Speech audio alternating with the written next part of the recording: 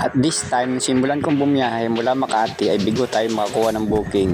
So dito tayo pinasukan ng booking sa bandang Zapote, Alabang, at ang nagbook ay ang kanyang anak at ang sasakay ay ang kanyang ina. So tingnan natin kung saan pupunta ang booking natin ito. First booking pa naman natin ito, sana masundan to, hopefully. At yun na nga, medyo mahaba yung pick up natin kaya nainit na si CS at kaya tumatawag na sa atin. Kaya dito'y pinuntahan na natin para tayo magkabiyahe kagad.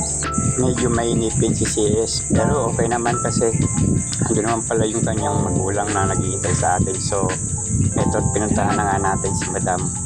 Yun nga lang, traffic talaga dito sa Zapote kaya medyo naantala tayo ng bagya pero okay naman at napuntahan naman natin agad siya.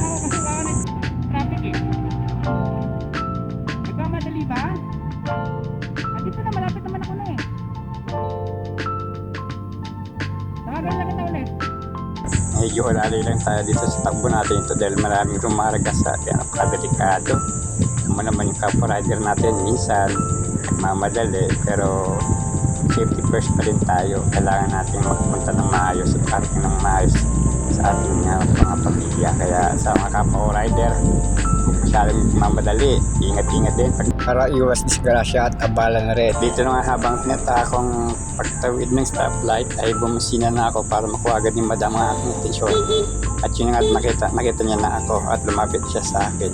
At dahil nga medyo nainip si CS ay binigyan naman natin ng magandang serbisyo. Inassist natin siya at sinuotan ng safety gear para mapadali ang ating biyahe. Irene! Medyo alala yung anak niya dahil wala pa daw ang rider niya. So ayun, at tumawag na nga confirm para malaman na yung rider na binook niya is dumating na. So yun na nga, sabi ni Madam ay nandito na daw tayo at wala na dapat ipag-alala. Akala ko sinong papatayin, yung pala cellphone na eh.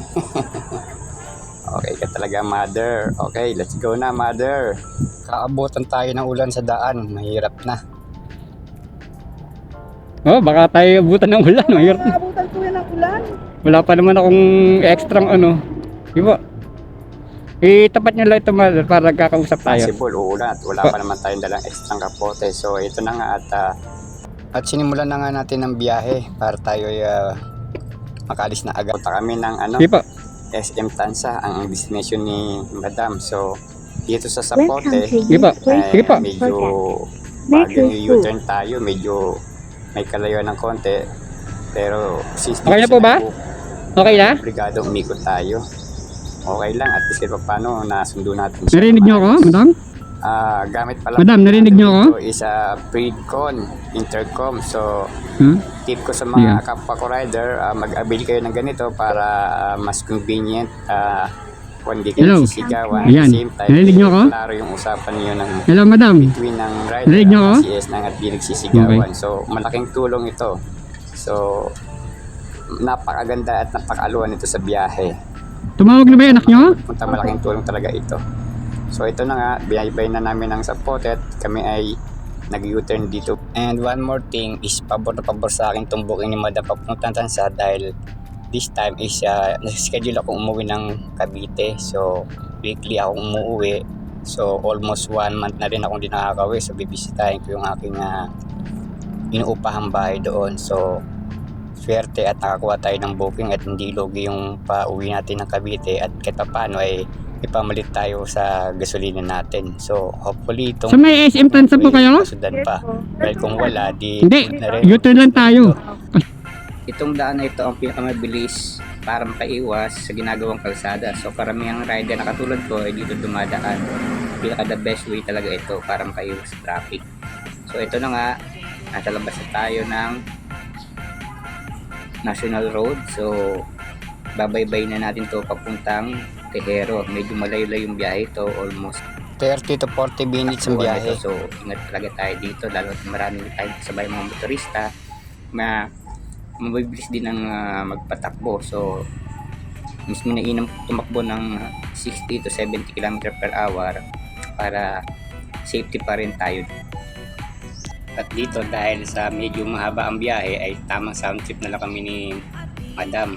meron man tayong music sharing, so ito na lang yung libangan namin habang nagbiyahe. Pero focus pa rin tayo sa daan habang nagmamaneho at laging mabilis ang ating mata sa ating mga nakakasabay. So marami talagang rider na kakapa natin nagmamaneho ng medyo may kabilis ng takbo. Pero ingat pa rin talaga. At ito na nga, medyo malapit na tayo sa Robinson Tansa. So itong lugar na ito ay medyo kung tawagin ay Killer Highway din kagaya sa Quezon City. Talagang marami nagdidisgrasya dito, kaya ingat-ingat tayo mga kapwa rider. So ito lang masasabi ko, lagi tandaan na may naghihintay sa ating mga pamilya, bawat isa sa atin. At ito na nga, medyo may kalayuan, nakakainit din talaga, pero binisan na natin ng konti, pero nandun pa rin tayo sa maximum speed natin na 60 to 70. So sa kapwa ko mga rider, ingat-ingat din talaga sa lahat ng oras. Alalahanin natin lagi na bawat oras ay mahalaga sa atin, pero isipin natin na may naghihintay pa rin para sa atin. Mga nagtatanong pala kung meron man o wala, sabihin ko na lang din, no? So ang ating camera palang gamit na rear cam natin sa harap natin is GoPro Hero 5, at yung ating namang front cam is OSEC S60 by ALX. So nabili natin to sa ALX, pero much prepared ko yung GoPro, talagang malinaw siya. So malaking bagay ito para sa ating mga katulad kong mga baguhang content creator. So binili ko to para sa safety ko na rin, at the same time makapagsimbulang mag-vlog. So sa mga katulad kong mga new beginners is ma-advise ko the best itong na to. Affordable tong OSEC S60 na ito, pero mas prepared ko pa rin di talaga yung GoPro, dahil yung GoPro is talagang tumatagal ng almost an hour ang battery life niya. So ang OSEC is nasa 30 to 40 minutes lang. So malaking bagay ito para sa katulad natin ng mga nagsisimulang mag-vlog. So ito, nagkaroon nga ako ng interest mag-vlog, so malaking bagay din ito. So ito na nga, tinatahak natin ngayon ng Tejero. Nakating na tayo ng Tejero. So in just a minute, nasa tuloy na tayo ngayon ng Tansa. So after ng Tansa ay malapit na rin tayo papunta ng Gurgol Tansa, at mga ilang minuto ay makakating na tayo sa ating destination. So sana masundan pa yung booking natin. At ito na nga, medyo ginabi na tayo kasi medyo may kahabaan yung biyahe natin at medyo traffic.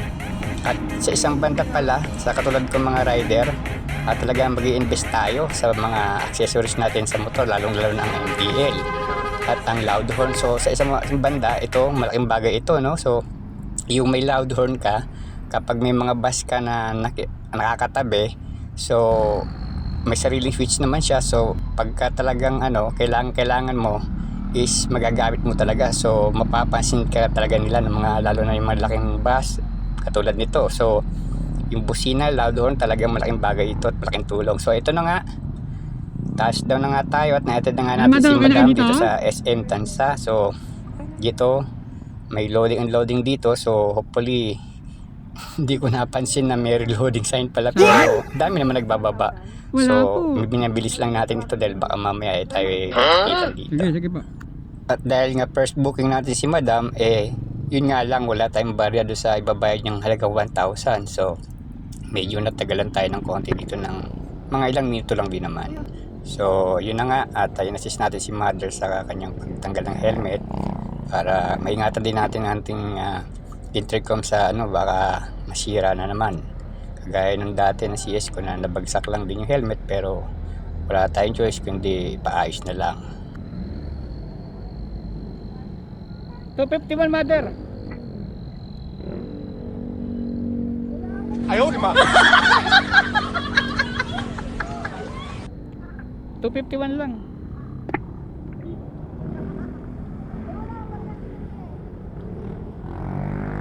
Intercom disconnected.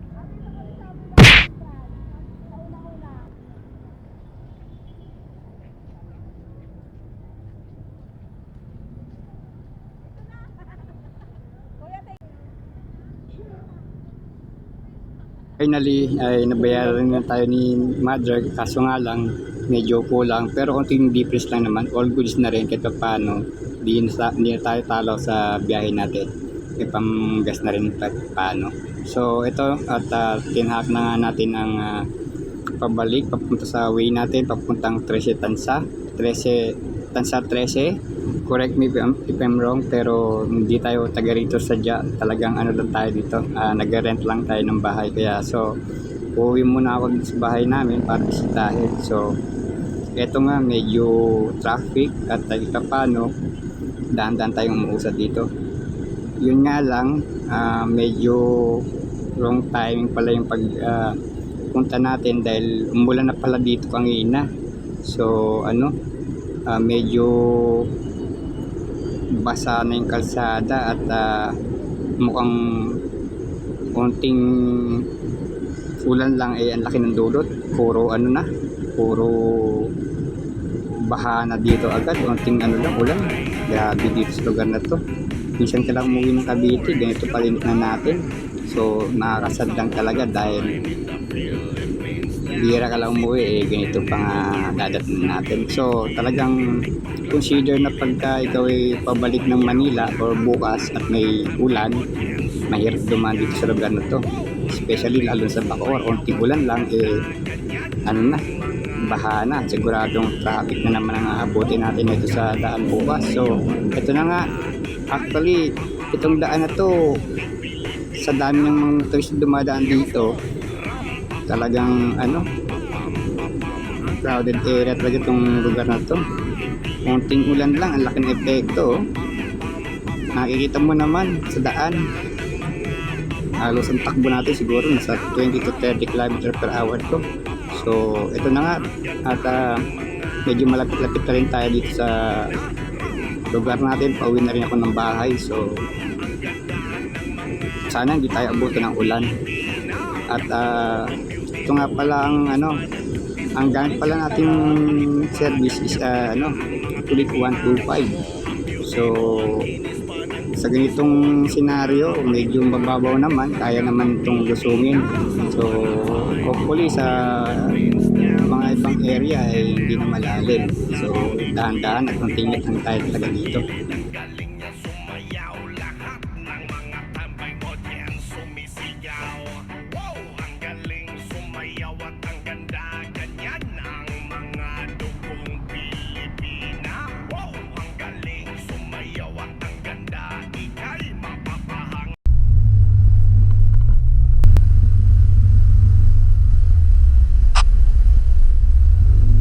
Guys, thank you very much nga pala sa sama nyo sa akin sa pagbiyahe natin ngayon. So thank you very much sa lahat ng mga supporters natin dyan, at sa walang sawang patuloy na gumagabay, sumusuporta sa akin. Thank you very much. Shout out doon sa mga kapwa ko rider ng mga joyride na talaga namang lumalaban ng patas. So actually this is only a part-time job, so meron naman tayong trabaho. So ito lang naman optional lang din naman.